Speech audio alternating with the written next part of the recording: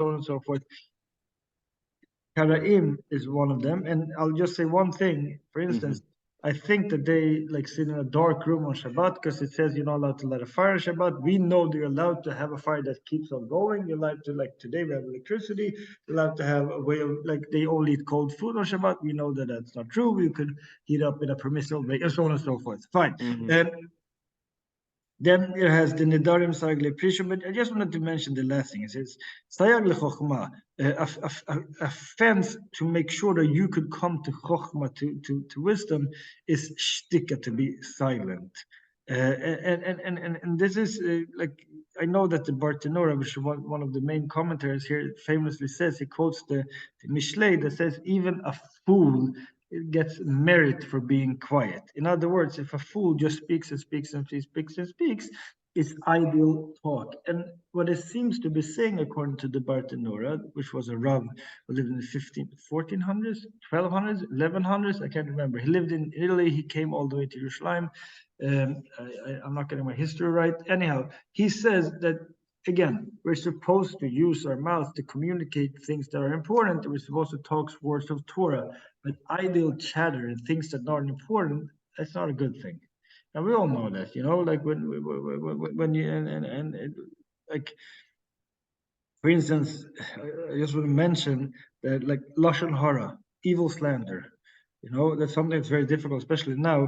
We should really think about it. It's something that's very easy to follow the trap of evil slander, to speak Lashon Hara. And it occurred to me that one of the reasons it might be so nice, quote unquote, to say Lashon Hara is that when people speak Lashon Hara, you sort of feel like you're falsely coming close to each other. If you say something about a person, the other person says, yes, I agree, you have a false sense of feeling connected. But again, that's not a good thing. So sometimes a person really has to learn to be quiet, as I am going to be right now. And I think that we should continue on to the next Mishnah. But, well, I wanted to ask first. First, I wanted to ask the whole fence thing. I thought was interesting. So I first wanted to ask the participants and people who are here how whether fences are always good, fences are always bad, and if it's not one or the other, then I wanted to ask you if I could get some input on what makes a good fence and what makes a bad fence. So it says we're supposed to make a fence around the Torah, it says that tradition is a fence to the Torah. Now there are lots of different kinds of fences, and I'm imagining that some fences are clearly good. It's here it clearly seems to be a good thing, but I could also easily imagine fences that might not be good. So I was wondering if anyone would like to join in and give me an answer to what makes a good fence and what makes a bad fence.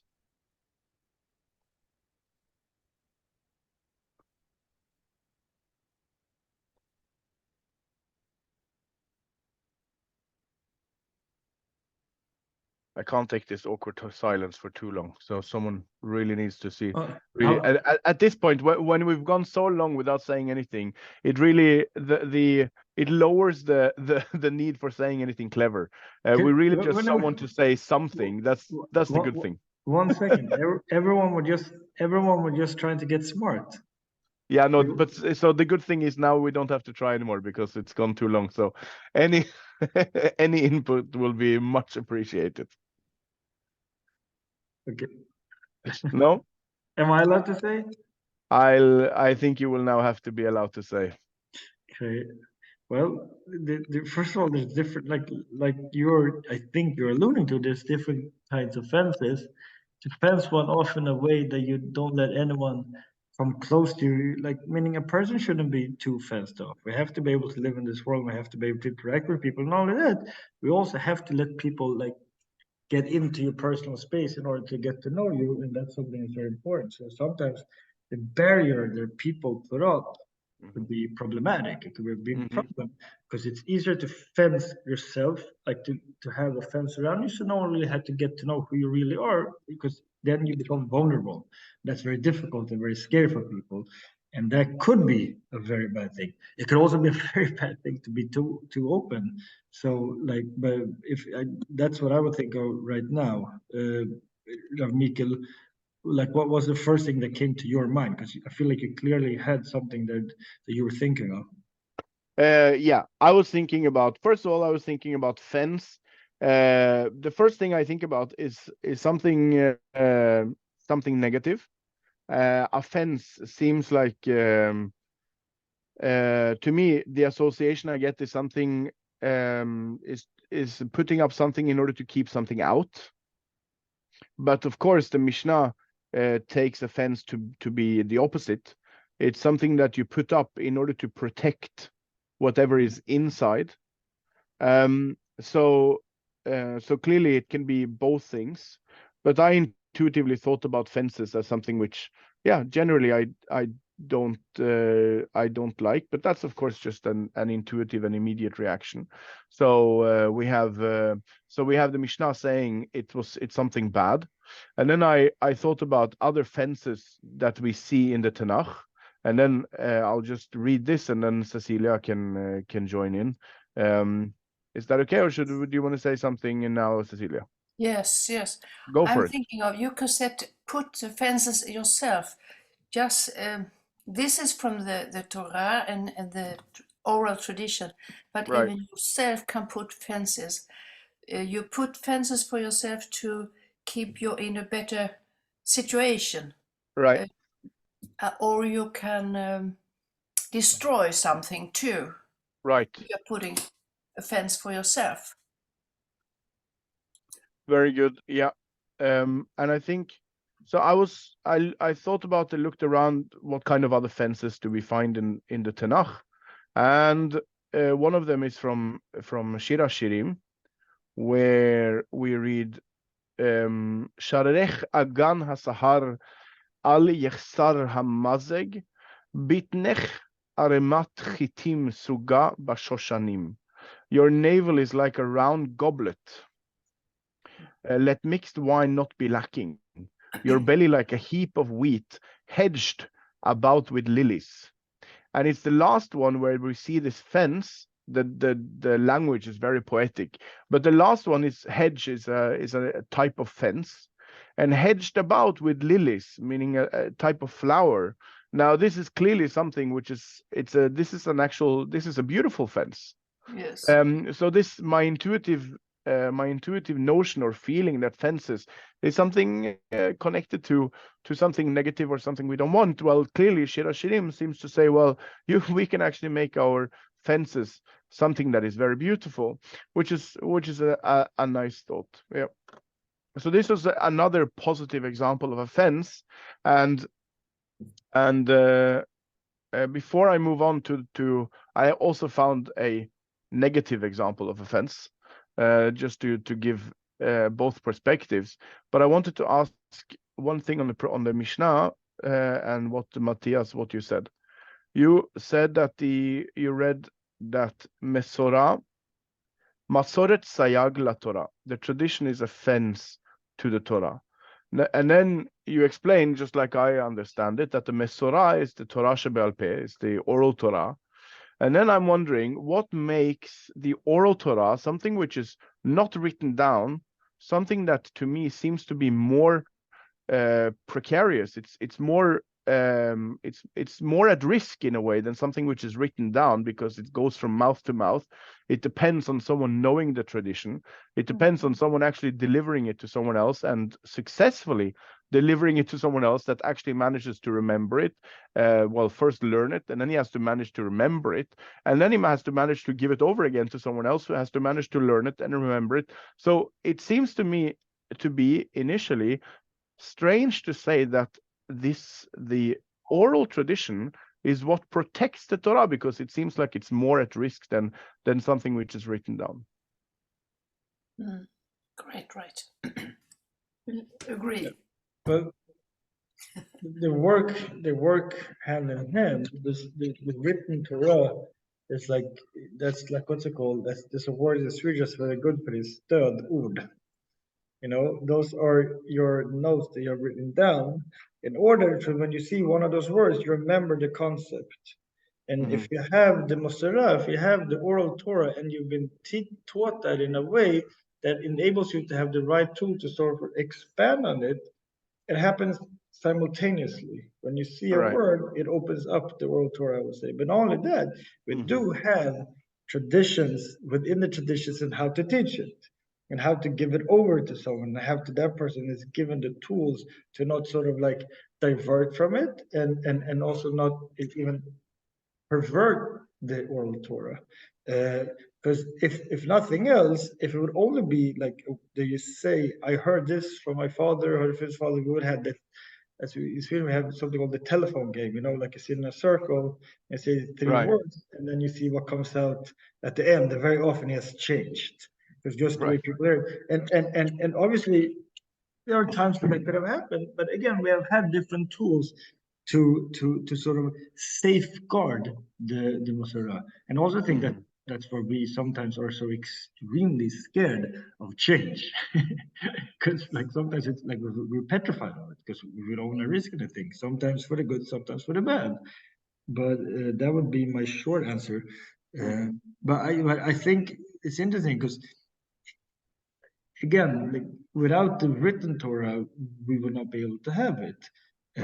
That's also why the Gemara sometimes sort of goes on, like gets almost aggressive if one of the statements cannot be tracked back to the written Torah. You know, when the Gemara, when the Talmud has a statement, it has to prove where it's coming from. Right. Doesn't the Gemara sort of gets angry, and I'm being Right. serious, and that is also one of the things which I found beautiful, is that we're allowed to question it. We're allowed to really attack and try to figure out where it's coming from. And we have it's a nice word in English, hermeneutical principles. Yeah. Rabbi Yishmael. Yeah. So we have ways of extrapolating these things for the Torah. Would anyone else like to try and give an? This is a good answer, good question to answer, because I don't know what the right answer is. So I can't I can't tell anyone that they're wrong.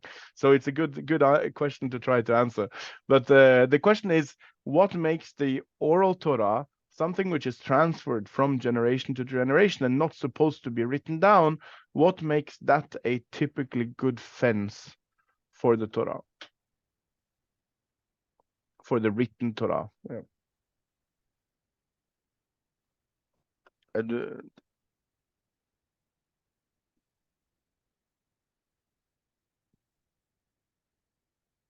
no one's brave enough today. Okay. Well, I don't really. I'm not sure if I have a good answer, or but the only thing that I could think of was that I can imagine now. I mean, first of all, I have to say that the oral Torah is now written down. We wrote down the Mishnah around year 200, and we wrote down the Talmud, which is the whole of the oral Torah, around year 500. So the oral Torah is now written down, but it was supposed to be and go from generation to generation, now orally. Now, I'm wondering if if maybe the fact that everyone knew that it's dependent on them to learn it and to remember it and pass it on, maybe that's exactly what made it stronger in a way than something which is written down. The moment you've written down, maybe you can get the understanding, you can get the feeling that, you know what, fine, I'll read it next year, then I will learn it, or I don't have to. Yeah, you know, someone else knows it, or someone else has written it down, someone else has it in their bookshelf. And maybe the fact that it was dependent on really a lot of people to actually remember it and keep it and safeguard it, that could be maybe that's what made it so strong, that it was an actual fence. People might have felt that it was dependent on them in order to pass it on. That was my theory. Now, I did want to find one source that actually supported my initial feeling that fence was bad. But as we've seen, fences are neither good or bad. It depends. It depends what you're trying to fence in, and it depends what you're making your fence out of. And of course, it depends how big it is. But we do have another fence source from something called Avot Rabbi Natan. So it's a midrash and an explanation on the Torah. And here it says, and make a fence around the Torah. And make a fence around your words, the way the Holy Blessed One made a fence around. Sorry, something is blocking my screen. And so God made a fence around his words, and Adam, the first man, made a fence around his words. The Torah made a fence around his words, around its words, and Moshe made a fence around his words. Even Job, even the prophets and the sages, they all made a fence around their words. So here there's lots of fences.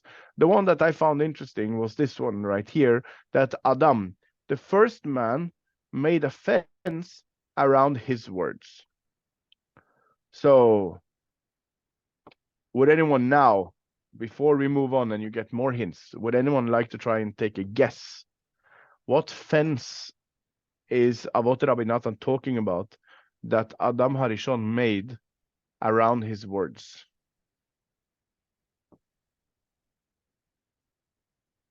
The first man, Adam, was married to Eve, to Chava. And it's a story in Gan Eden with the snake and eating of the tree. No one wants to try? Okay. So then we move on. Maybe it might come to you. So then Avot Rabbi Natan asks, what is the fence that Adam made around his words?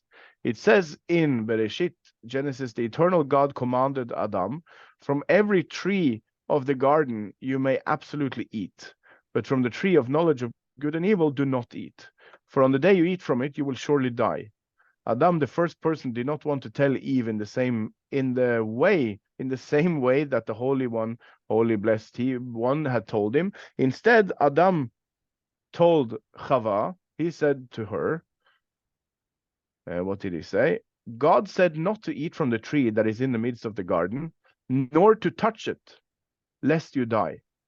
He wanted to keep himself and Eve from even touching the tree. So here, Avot Rabbi Natan points out that Adam actually tells Chava something different than what God tells him. God tells Adam not to eat from the tree of good and evil. And when Adam transfers this knowledge or this message to Chava, he tells Eve, you're not permitted to touch the tree. And what happens? What happens is that the snake comes and challenges Eve and says, don't you want to eat from the tree? And Eve tells the snake, no, we can't even touch the tree. If we touch the tree, then we'll die. And the snake knows that this isn't true. And this is partly why Eve in the end actually eats from the tree, because she sees that the snake doesn't die by touching the tree. So in a way, this is the fence that Avot Rabbi Natan is talking about. Adam created a fence around his words by telling Chava something which actually God hadn't told him. And he made an extra rule on top of the rule that God had given him. And Adam gave Chava an extra set of rules, which was don't touch it. And this fence wasn't a good one. So here's an example, at least, of a fence that was that turned out not to be a positive one. Ever seen this before, Mattias? Yeah, I've seen it. It's interesting because what he have done here is it's in a way he has taken it too many steps away from what the actual problem was. If nothing else, if I dare say it, he almost lied. And when Chava saw that this was not true, everything fell apart for her. Mm-hmm. I feel like this is a warning, if nothing else, that like the way one has to do these fences has to be in a way that, and it's true, we can't go to an extreme. It has to be a way that's still logical and has to be within the reason and within the sort of what's it called? What's the word I'm looking for? letter of the law. You can't go above the letter of the law. If you do too much, it just becomes silliness. It's interesting that he uses the word sayag here. I was thinking about that, like, because in a way it's more of a, yeah. It sounds to me like it's trying to have like a stringency where there's no stringency to be had. Why can't he just Right. say exactly what has been told to him? Like, why distort? Right. Why sort of lessen the Chava's capability of understanding this? That's for me what I'm stuck at. Like, why can't you just like say like, this is exactly what God told me. Now I Right. am telling you. Right. Do you think that we should have another? Like, Right. I'm asking, Right. being very silly, but that's the But only it's thing. true. Yeah, they could have, of course, they could have together come up with the idea that, you know what, maybe we should have an extra rule on top of this, just to make sure we don't eat from it. But yeah. Then automatically that would have been a good one. Right. Like, yeah, it's interesting. I have very interesting, very interesting. Anyone like to share thoughts or questions from this example of a fence that doesn't seem like a good one?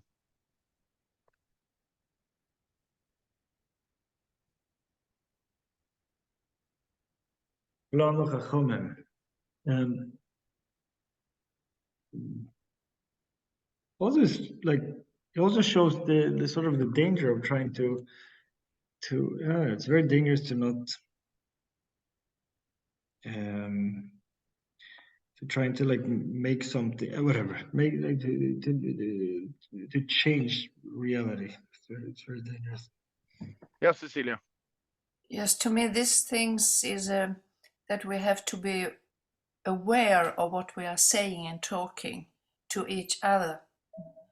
And the words are always not always, but could easily be misunderstood and interpreted in a different way, as we meant to say. So that's why we have to be very careful of the words. Yeah. I don't know if that is offense in a way, but for me, it's some kind of offense. Yeah, at least it can be a way to we have to navigate when we make fences, and we usually do. I was thinking about fences that we usually do automatically, and I think one of the fences that many people do is to drive below the speed limit when they see a camera, even though they know that they're not gonna, and a picture is not going to be taken if they drive the exact speed limit. Most of us actually go below it, and we automatically create some sort of fence around the speed limit, even though we know it's not necessary. So I think on some level, I think what you're saying is that we have to consider what fences are good for us, and how big should they be. And no, as we said in the beginning, no fence are either good or bad. It all depends on how big they are and what they're made out of, and where they stand. And I think so this question of, well, how do we communicate with each other, and what do we communicate, and in what way, is certainly going to be a way for us to decide how do we make fences when we talk to each other. Yeah, Arad. Okay, where's the limit with the fences? For example, we take what happened in Israel with their religion, with the ultra-Orthodox. They try to be not attempted by women, but they go so far. And where is the limit? The so far will be to push women to the other side of the street. The limit, what they're doing, it's to totally destroy every picture of women in advertisement on the walls or on buses. So where we put the limit, where we say stop, this is too much, or this is too less? That's a good question. It is a good question, and I'm not sure if there is an answer to it. I mean, it's something which I think one will have to decide by a case situation, And I think it depends on what the consequences will be, the situation that we're talking about. I think it really depends on what we're talking about. But we find it in Judaism as well, right, Mattias? I believe that there's an example there's a few examples in kashrut, but I think there's an example when the Chachamim discuss why we shouldn't wait after eating milk. So we wait after eating meat before we eat milk, and at some point the Chachamim asked themselves, well, if we should wait after meat, then why shouldn't we wait after milk? And at some point, I believe it's in the Yam Shel Shlomo. He says, En sof ledavar. If we start going down this road, which the Talmud doesn't tell us, the Talmud could have also figured out that we should wait after milk, but it didn't. So at some point in the Middle Ages, they say, you know what? Every previous generation before us could have also said we should wait after milk. And so he says, if we go down this road, then en sof ledavar, there's no end to it. So I think this is one the thought I got when Arad made this point, is that yes, in all different situations, one will have to say, you know what, the fences are high enough, and more of them would not be good. I hear that there's another interesting one in terms of Hilchot of Shabbat in Bishul. If you're not allowed to cook something, you're not allowed to create food on Shabbos. But you are allowed to heat up food in various ways if the food is completely cooked, and while heating up on it has no capability of really cooking it, and so on and so forth. And the Rosh, which was one of the major commentaries of the Gemara, and one of the Rishonim, one of the early rabbis that we follow, and very often is the halakha that we go by. He says that he has a problem with this and this and this, and really he doesn't understand how it's permissible, but he ends off by saying like this. But on the other hand, I have seen, and we all know, that this is what the Jewish people do. And therefore, there must be a reason that they are doing it. And I'm not going to be the one who takes away from them being able to enjoy Shabbat. In other words, it's a similar thing. We know, like there's a time where we don't go further. And again, that's what I was trying to get to. That we have some principle how to do it, and we have to, like, nowadays really we don't really have the capability of making a real sayag. We can do something called tekanot, that we like add on different like small things that specific communities want to do, and that's fine. But like to sort of compete in frumkeit is a very dangerous thing, and something that the Jewish people a little bit is suffering from right now, and I think that comes from not being like self-secure enough to want to do. But it's an interesting thing, the sayag situation. Yeah. Let's move on to we still have another Mishnah to go through. So there's a continuation to the Avot Rabbi Natan that we didn't see, where he says, he asks, what was it that caused her to touch the fruit? The fence that Adam made around his words. Because of this, they say, if a person makes a fence around his words, he will not be able to live up to his words. And they also say a person should not add upon the words that he hears. Rabbi Yosef says, better a fence 10 handbreadths high that stands than one that is 100 arm lengths high that falls. The next Pirkei Avot says, Hu haya omer, Chaviv Adam shenivra b'tzelem, חיבה יתרה נודעת לו, שנברא בצלם, שנאמר בבראשית, כי בצלם אלוקים עשה את האדם. חביבין ישראל שנקראו בנים למקום, חיבה יתרה נודעת להם, שנקראו בנים למקום, שנאמר בדברים, בנים אתם להשם אלוקיכם. חביבין ישראל שניתן להם כלי חמדה, חיבה יתרה נודעת להם שניתן להם כלי חמדה שבו נברא העולם, שנאמר, כי לקח טוב נתתי לכם תורתי, אל תעזובו. And I'll read it in English, and then Mattias can explain it all to us on one foot. He used to say, beloved is man, for he was created in the image of God. Especially beloved is he, for it was made known to him that he had been created in the image of God. As it is said, for in the image of God he made man. This is from Bereshit, from the first book, Genesis. Beloved are Israel in that they were called children to the all-present. Especially beloved are they, for it was made known to them that they are called children of the all-present. As it is said, you are children to the Lord your God.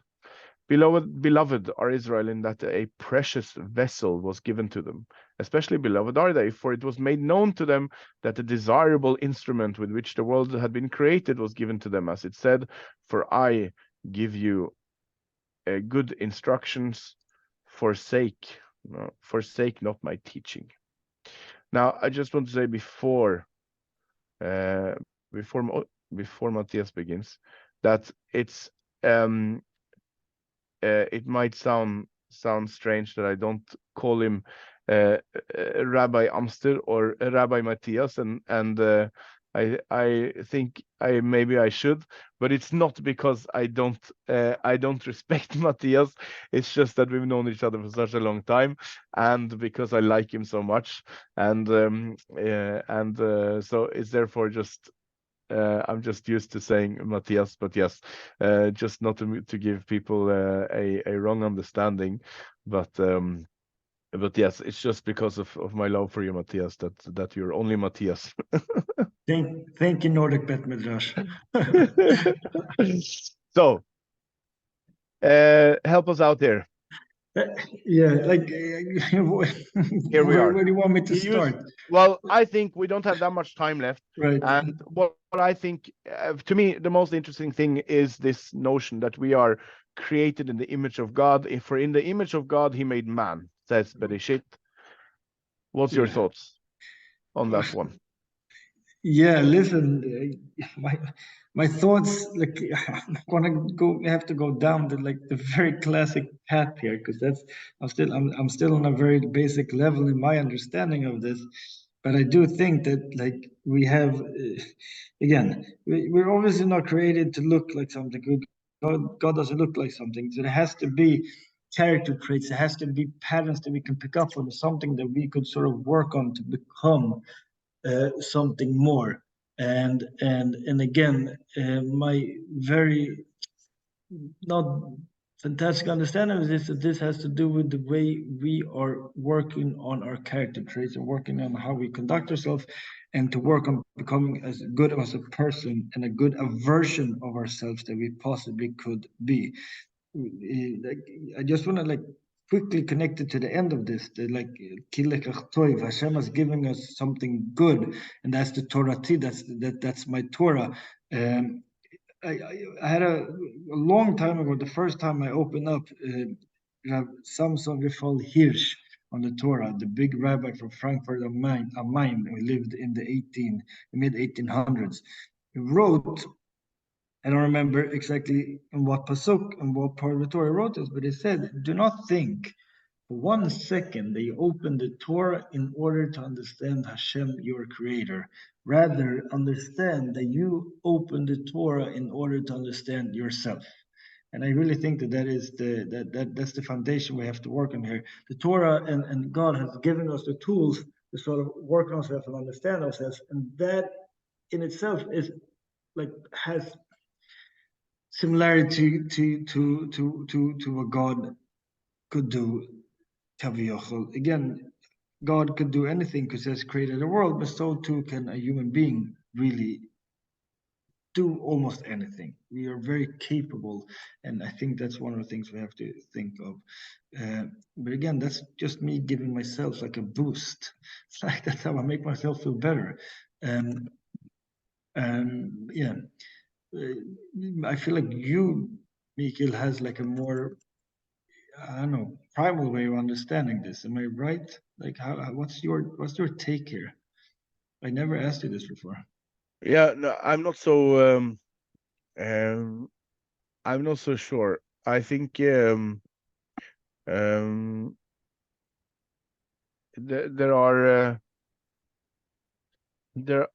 there are so many ways of looking at it, but I think I tend to come back to the one I sometimes I like one understanding and sometimes I like another, and it really very much depends on, of course, what do you think, what image do you think is reflected in God? I mean, how does this, what is it we believe about God, and that will in turn tell us in what way tell us something about man. But I tend to come back to this to the notion of right and wrong.